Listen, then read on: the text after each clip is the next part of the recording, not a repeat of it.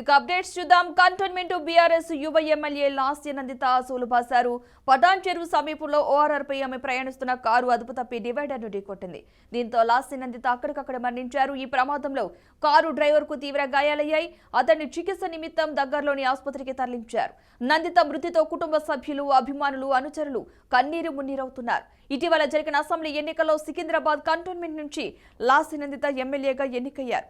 గత ఏడాది ఫిబ్రవరిలో ఆమె తండ్రి ఎమ్మెల్యే సాయన్న మృతి చెందారు. ఇటీవల నల్గొండ సభకు వెళ్లిన సమయంలోనూ నందిత కారుకు ప్రమాదం జరిగింది. అప్పుడు స్వల్ప గాయాలతోనే ఆమె బయటపడ్డారు.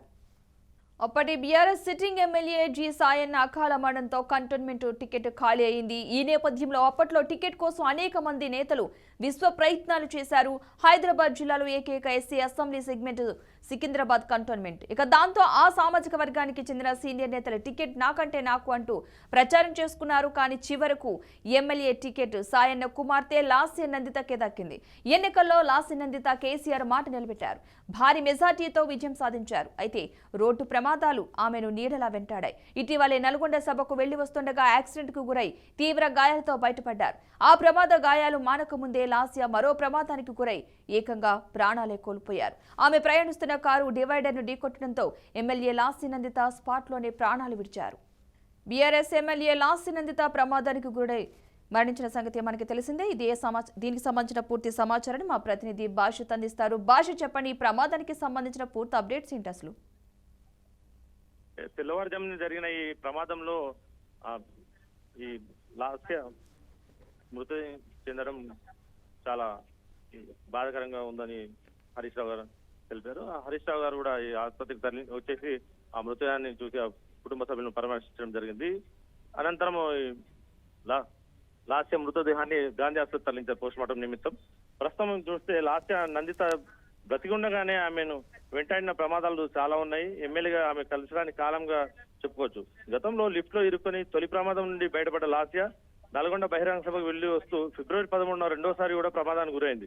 ఇప్పుడు మూడోసారి పటాన్చెరులోని ఓఆర్ఆర్ ఎల్లంకి కాలేజ్ సమీపంలో ఓఆర్ఆర్ పై ఆమెకు కారు డివైడర్ ఢీకొట్టి ఆమె మృతి చెందడం జరిగింది. ఇదే విధంగా లాస్య 10 రోజులు గడవక ముందే మరో రోడ్డు ప్రమాదం జరిగి ఓఆర్ఆర్ మీద డివైడర్ ఢీకొట్టి పల్టీలు కొట్టిన కారులో ఉన్న ఈ లాస్య మృతదేహం చూసి చాలా మంది అల్లడిల్లారు. అదే విధంగా అక్కడ నుంచి డెడ్ బాడీని తీసుకొచ్చి ఇక్కడ అమీద హాస్పిటల్లో చేర్చారు. ప్రస్తుతం ఆయనతో ఉన్న డ్రైవర్ కు కాలు విరిగినట్టు సమాచారం ఉంటుంది. అతను మదినాగూడలోని ఒక ప్రైవేట్ హాస్పిటల్లో చికిత్స పొందుతున్నట్టు సమాచారం ఉంది. పద్మ, అయితే అతనితో పాటు పిఏ కూడా ఉన్నట్టుగా తెలుస్తుంది కదా, లాస్య నందిత పిఏ కూడా ఈ ప్రమాదానికి గురైనట్లుగా తెలుస్తుంది. అతని పరిస్థితి ఏ విధంగా ఉంది ప్రజెంట్?